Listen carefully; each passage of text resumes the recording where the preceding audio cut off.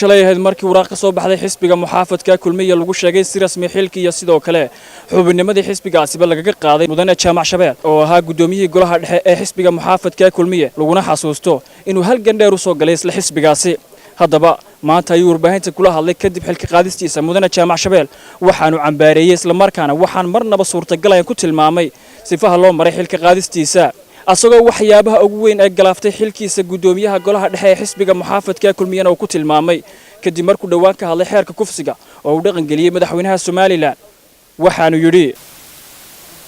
khilaafka aniga iyo cid uu soo kala dhaxgalay khilaafkan cid uu soo kala dhaxgalay xisbiga maaha waa madaxweynaha jamhuuriyadda Soomaaliland Muuse Biixi Cabdi وانا حيركي كفسيغا ان كهدلي waxa ogtiin ilaa maalintii hore laga hadlay madaxweynuhu mar qura buu cadeeynin mowqifkiisa mar qura ka buu hadal xeerka waxa la faafintiisu ay soo baxday 1 bishii September ee ka dhamaatay soo sharcigu dhigayna 3 cisho ayaa xeerka lagu faafiyaa markay sodonka cisho dhamaadaan xeerkaasi dhaqangal buu noqdaa taa macnaheedu waxa weeye xeerkii kufsiga ee ummaddu ka qaylisay maanta waa dhaqangal inkastoo nin garanin cidda lagu xukumayo haddana maanta waa dhaqangal xeerkaas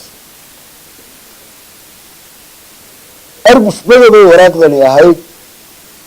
maadaama uu dhaqangal yahay xeerku maanta yuu ka hadli bay ahayd macnaheedu waxaa leeyahay xeerka wax kastoo dhacayaba xeerka ilaa la waayayo oo saaxadda laga waayayo kama harayo madaxweynaha waxaa loo soo jeedinayaa madaxweyne u cadee ummadda mowqifkaaga ku dhiiro maxaad u gabanaysaa maxaad marba usoo diray ugu soo gabanaysaa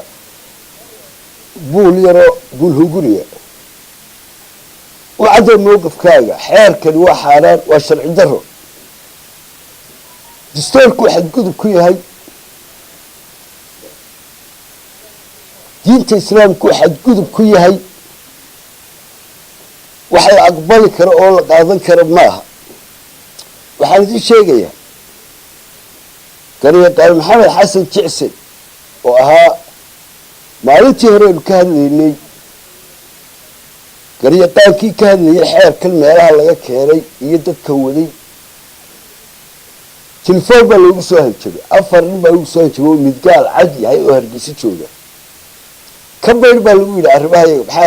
giliyadii kala wad ka shalay doontaa wuu sheegay waxa ku dhaw joojin